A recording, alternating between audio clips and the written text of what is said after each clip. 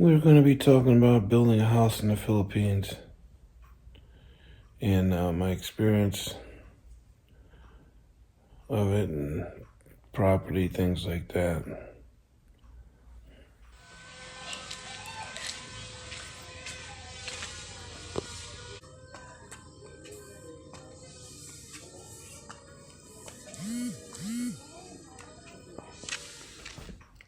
That's a little better. It's kind of dark. Just open the shade. But when we built our house in the Philippines, we were here in the States. When we started it, and COVID had just showed up. And, there's a lot to think about doing. Did you really want to do that? It's on the other side of the world. And I had only been there to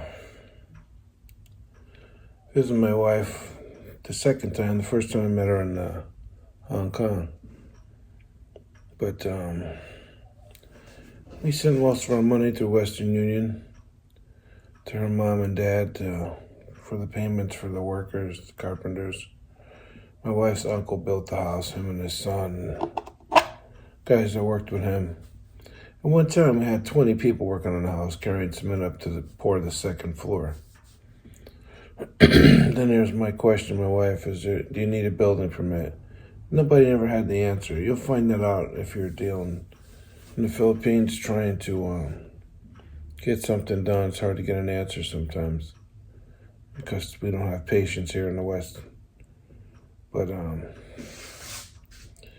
yeah, it took about a year to get the thing up standing, 2 floors. I wanted 2 floors because I was always thinking about flooding, even though that doesn't happen in that part of Mindanao. My mother and father-in-law's property is.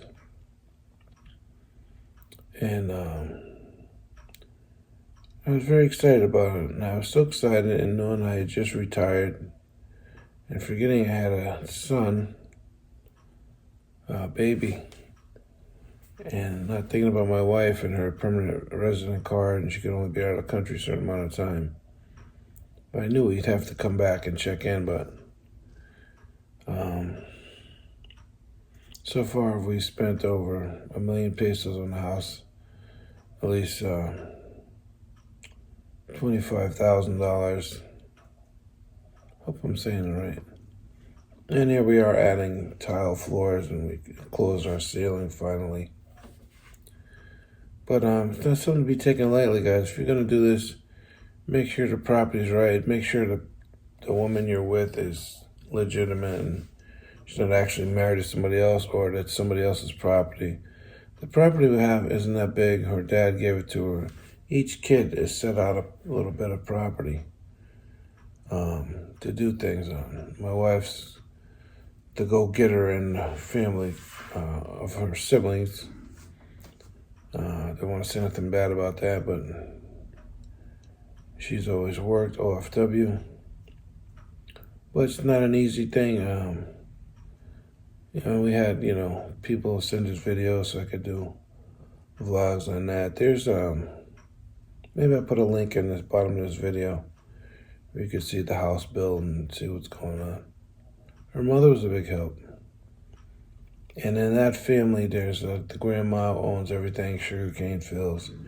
And there's some aunts, like the wicked witch aunts. They're just, sorry, but they're not really nice to my father-in-law, their brother.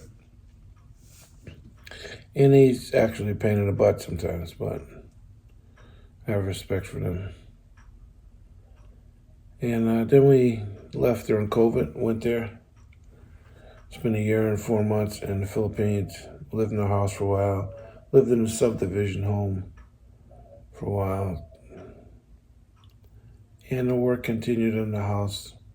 We still have a few things we want to take care of, electricity, upstairs, so got to run some lines.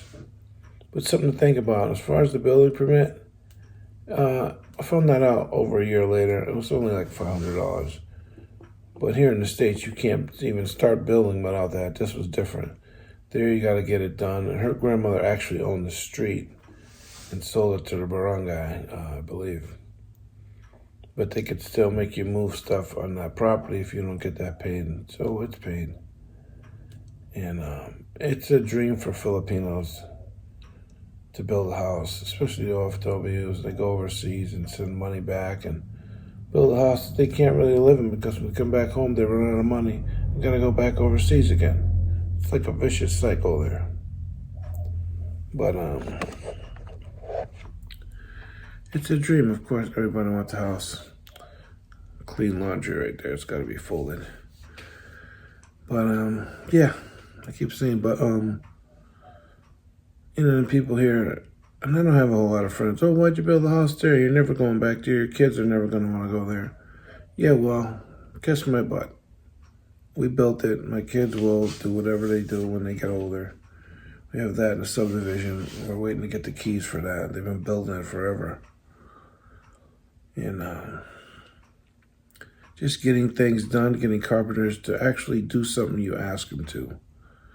I wanted to put barbed wire on the fence in the front of the house. I just wanted to run a line and run it like this. I come out, the lines run like this, and I have one spot under the gate that's like this. I just wanted to do a temporary fence. They built this fence that's not going anywhere. Nobody listens to me.